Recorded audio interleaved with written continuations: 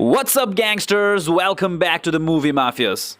Now, Loki has been currently streaming on Disney Plus, and it's probably one of the most trending shows across the globe right now. So its second episode has just dropped today, and I'm here to talk about the first two episodes, which you can call a review, kinda. But it's just me as a fan talking like a nerd for a show that I like. Now, just like The Falcon and the Winter Soldier, Loki will be a 6-episode miniseries. So basically, we are done with 1/3 of the series. So this video is about episode 1 and 2, which we can say is the first act of the series, then another one for episode 3 and 4, that'll be the second act, and then comes the banger, episode 5 and 6, where we all know that some shit will go down. So we'll have a video for each 2 episodes and maybe at the end, an overall rating for the whole show. So make sure you subscribe to our channel and turn on the bell icon so you don't miss out on all this Marvel extravaganza. And also you can check out the other videos on our channel and you'll see that it's still new and we are still taking baby steps, so you can give us suggestions so we can improve and provide you with the best content, because it matters a lot to us. Alright then, without wasting any more time, let's dive straight into the spoiler talk.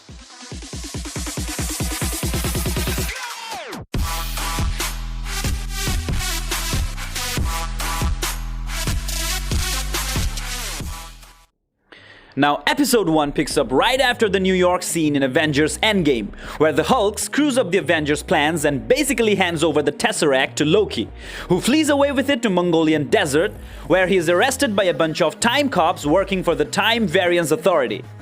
Now, this organization is responsible for keeping our timeline from branching out from something that was not supposed to happen, which they call Nexus events. They remove these branches and reset and prune the variants responsible for these events.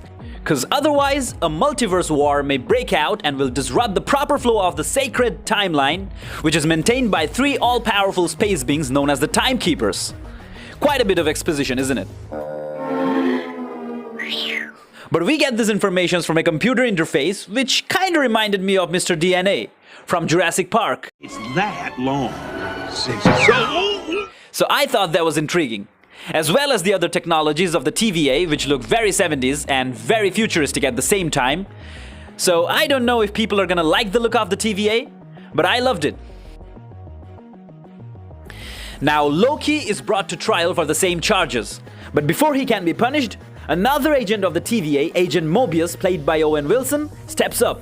He takes Loki into his custody and asks him to join him so they can take down another variant bugging the TVA. Now, what makes Loki one of the most fascinating characters of the MCU is the fact that he's such a well-rounded character. And the writers have spent so much time in slowly developing this character, mostly beginning from Thor: The Dark World. But what we have in the starting of the series is the 2012's version of this character. So how can this character go through the same development in the shortest time? Simple. Just have Loki browse through his future from a TVA file in like 5 minutes.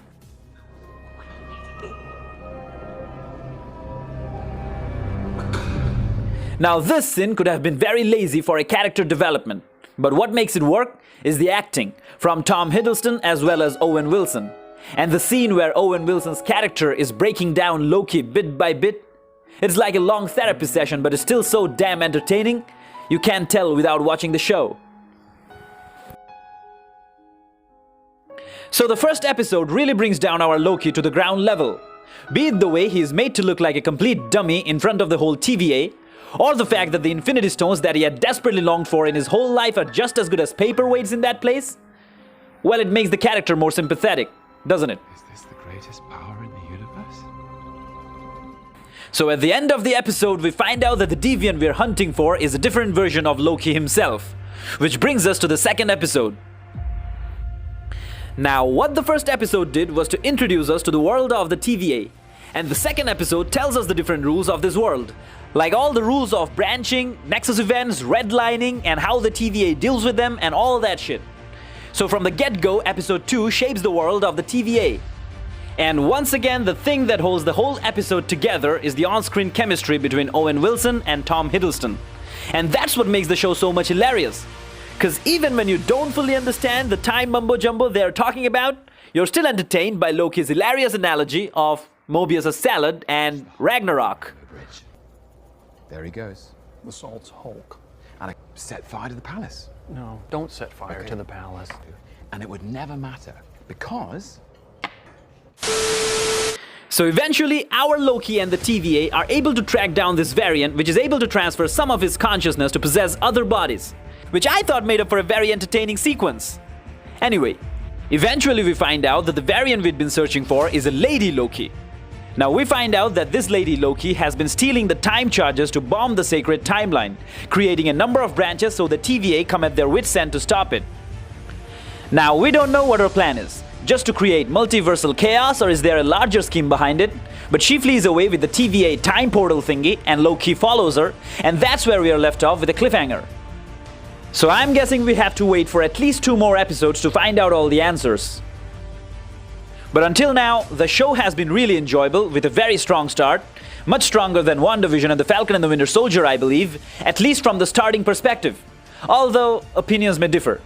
But the acting of the show has been great, the aesthetic of the show is very unique, kinda like WandaVision, whereas Falcon and the Winter Soldier had more of a Marvel look to it, and even the music of the show, I believe by Natalie Holt, is very unique and pretty damn awesome.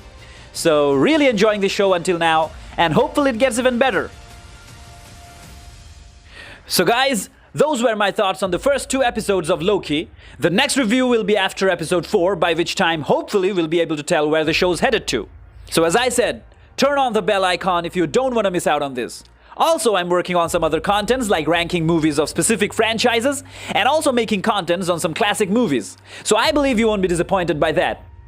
Anyway, that's all for today guys. Thanks for watching, have a great day, and as always, see you in the next one.